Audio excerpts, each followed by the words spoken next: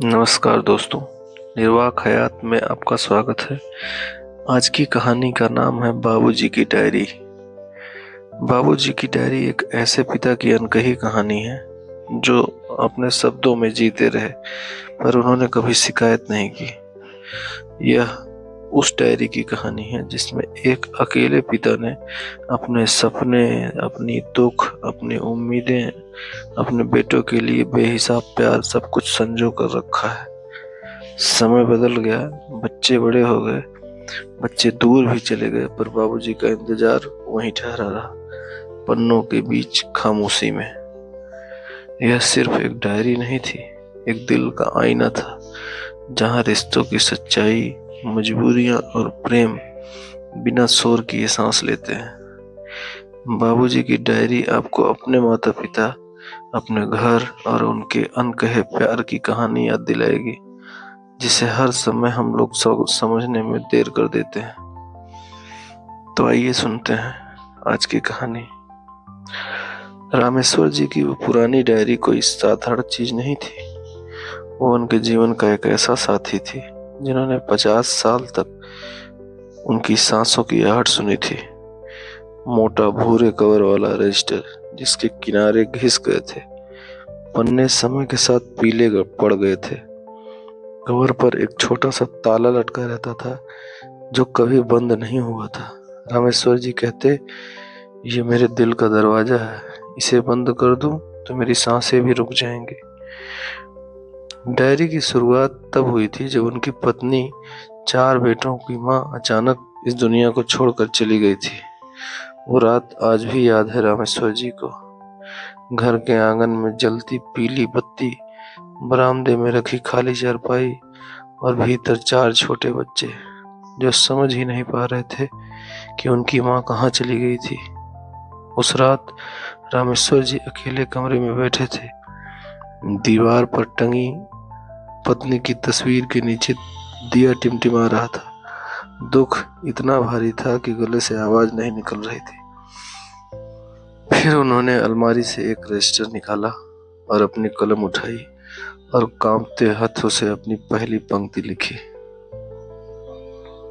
आज आज तुम्हारी माँ चली गई, मैं टूट गया हूँ, लेकिन 4 बच्चे हैं, सबको संभालना है। जहां भी हो तुम, मुझे ताकत देना। बस यहीं से डायरी उनकी सहेली बन गई। दिन भर वो बाहर दुनिया से लड़ते, नौकरी करते, बच्चों को संभालते और रात को रजिस्टर के सामने बैठकर अपना मन खोल देते। वो पन्ने उनके लिए आज भी मंदिर की तरह थे। धीरे धीरे डायरी में रामेश्वर जी का जीवन बसने लगा। हर छोटी बड़ी खुशी डायरी में दर्ज होने लगी। राजेश का पहला स्कूल एडमिशन, जब वो डरते डरते मास्टर जी के पीछे छिप गया था। संजय का साइकिल पर पहला चक्कर, जिसमें वो 2 बार गिरा और तीसरी बार खुद ही संतुलन बनाने लग गया। अमित का जन्मदिन, जब उसने पहली बार तोतली आवाज में बाबूजी कहा और पूरा घर तालियों से गूंज गया था। विक्रम का वह दिन, जब उसने चलना सीखा और सीधा बाबूजी जी की गोद में गिर पड़ा। डायरी सिर्फ खुशियां ही नहीं, बल्कि हर दुख में भी रामेश्वर जी का साथ दे रही थी। जब फैक्ट्री बंद हुई, जब रामेश्वर जी की नौकरी छूटी, बुखार में पड़े विक्रम के लिए दवा लाने के पैसे नहीं थे, जब राजेश ने पहली बार गुस्से में कहा, बाबूजी आप पुरानी सोच के हो गए हो, आपको हमारी दुनिया समझ नहीं आती। उस रात डायरी के पन्ने आंसुओं से भीग गए थे। रामेश्वर जी को अकेले बैठते, चाय का गिलास पास रखते और डायरी खोलते, कभी मुस्कुराते, कभी आंखें पोंछते और लिखते। आज संजय ने फोन किया था, प्रमोशन मिला है उसे, मैं भी बहुत खुश हूँ, पर उसकी आवाज में थकान थी। काश मेरे पास होता तो उसके सर पर हाथ फेर देता। समय बीतते गया, बच्चे बड़े होते गए, घर की दीवारें और ऊंची होती गई, आंगन छोटा होता गया। राजेश शहर चला गया था, संजय दूसरे राज्य में नौकरी करने लगा था और अमित अपनी दुकान में इतना उलझ गया कि उसके पास समय नहीं होता था। विक्रम कॉलेज के सपनों में खो गया और घर में भीड़ कम होती गई। डायरी के पन्ने बढ़ते चले गए। एक शाम पड़ोस की कमला चाची ने देखा कि रामेश्वर जी बरामदे में बैठे कुछ लिख रहे हैं। उन्होंने पूछा, भैया रोज क्या लिखते रहते हो? रामेश्वर जी मुस्कुराए, कुछ नहीं बहन, बस अपने आप से बातें करता रहता हूँ। आदमी से तो कोई सुनता नहीं है, ये डायरी ही है जो मेरे हर मन की कहानी को सुन लेती है। डायरी सच में उनकी आवाज बन गई थी। जब कभी मन भारी होता, वो पन्नों से बातें कर लेते। उन्हें लगता जैसे उनकी पत्नी सामने बैठी सुन रही हो। कई जगह उन्होंने सीधे उन्हीं से बातें लिखी, जैसे आज राजेश बहुत याद आया, तुम होती तो कहती चिंता मत करो सब ठीक हो जाएगा। जैसे जैसे उम्र बढ़ी, रामेश्वर जी की लिखावट कांपने लगी थी। अक्षर टेढ़े होने लग गए थे, पर रामेश्वर जी ने लिखना नहीं छोड़ा। उंगलियां दुखती थी, फिर भी कलम पकड़े लिखने की कोशिश करते। कहते, जब तक हाथ चल रहे हैं तब तक मैं भी चल रहा हूँ। आखिरी सालों में रामेश्वर जी ज्यादातर एक ही बातें लिखते। आज राजेश का फोन आया था, बोला था व्यस्त है। मैं भी समझता हूँ व्यस्त है। संजय ने वीडियो कॉल किया था, अपने बच्चों से बात कराई। अच्छा लगा, मुझे अच्छा लगा, पर उनकी आंखें थकी थी। अमित ने मैसेज भेजा, जल्दी आएगा, इंतजार कर रहा हूँ। विक्रम भी सामने से गुजरा, गाड़ी रोकी भी, लेकिन फोन बजा और वो चला गया। मेरा छोटा सबसे करीब होकर भी सबसे दूर है। मोहल्ले वाले अक्सर कहते, रामेश्वर भैया बेटे इतने दूर रहते हैं, बुरा नहीं लगता? रामेश्वर जी हंसकर जवाब देते, नहीं भाई, उनकी जिंदगी है। जब चिड़िया उड़ना सीख जाती है तो घोंसले में नहीं बैठती, पूरा जहान उसका होता है।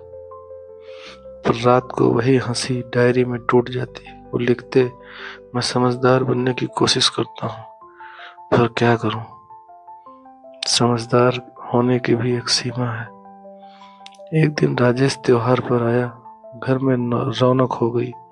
पोते पोतियां दौड़ते फिर रहे थे। रामेश्वर जी बार बार रसोई में जाकर देख रहे थे कि बहू खाना बना रही थी। उस रात उन्होंने लिखा, आज फिर से लगा कि मेरा घर जी उठा। हंसी सुनी, शोर सुना, बरसों बाद जैसे घर ने सांस ली हो। पर 2 दिन बाद सब चले गए। फिर घर खाली हो गया।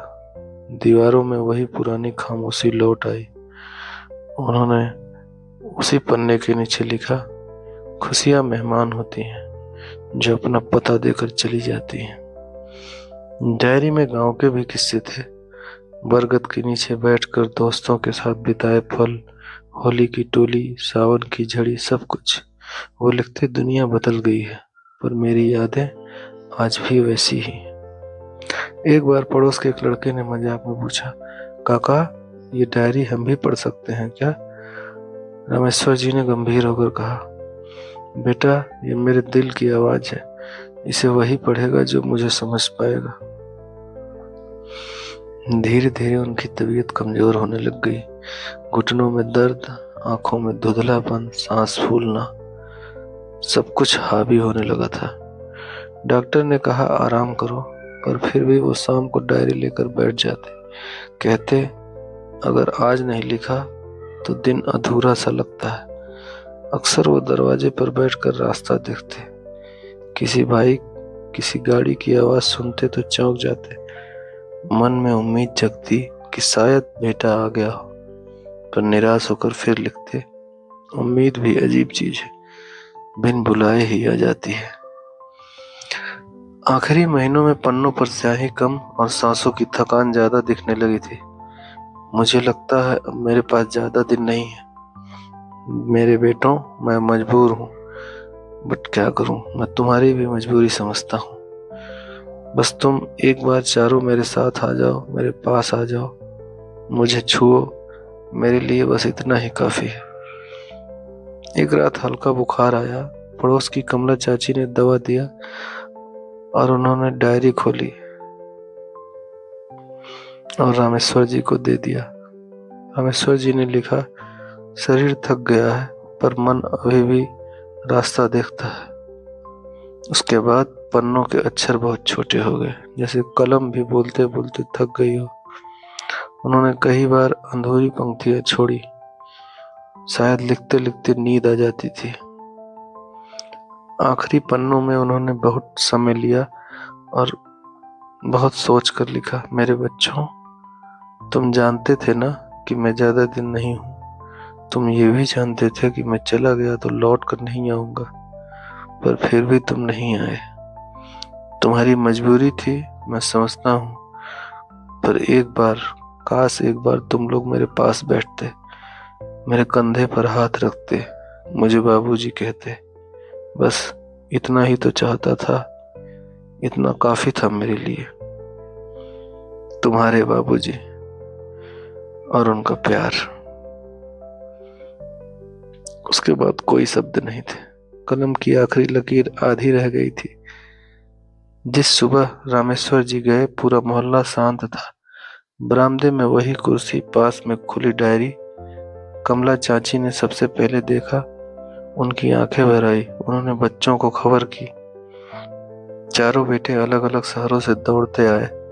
बरसों बाद चारों एक साथ उसी आंगन में खड़े थे जहां कभी सब एक साथ खेला करते थे।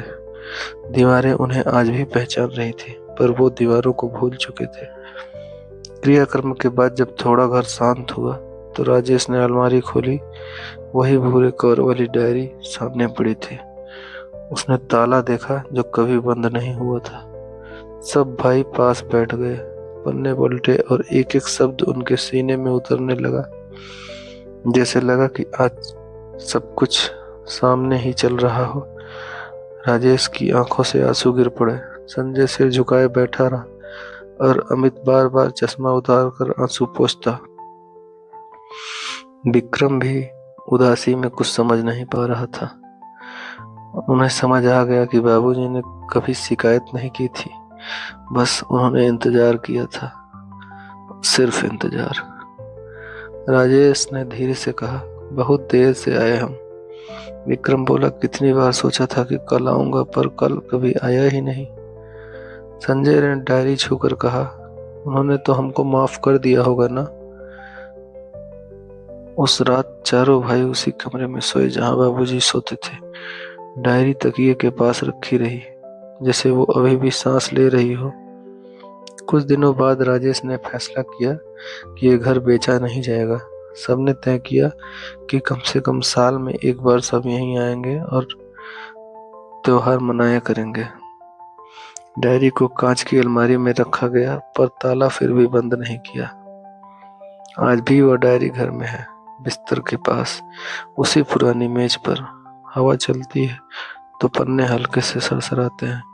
लगता है कि जैसे बाबूजी कुछ कह रहे हो। मोहल्ले के बच्चे कभी कभी पूछते भी हैं कि इसमें क्या लिखा है। कमला चाची मुस्कुरा कर करती, इसमें एक पिता का इंतजार लिखा है। शाम को जब सूरज ढलता है, मंदिर की घंटी बजती है, उस घर की खिड़की से पीली रोशनी झांकती है। अंदर डायरी चुपचाप रखी रहती है, जैसे बाबूजी अभी भी हो, कुर्सी पर बैठे, दरवाजे की ओर देखते हुए। पर शायद कहीं बहुत दूर उन पन्नों की खुशबू आज भी कहती है कि प्यार कभी शिकायत नहीं करता, बस इंतजार करता है, धीरे धीरे, बिना शोर किए, बिल्कुल रामेश्वर जी की तरह। बस इतनी सी थी ये कहानी। अगर आपको ये कहानी अच्छी लगी हो तो please like and subscribe and share.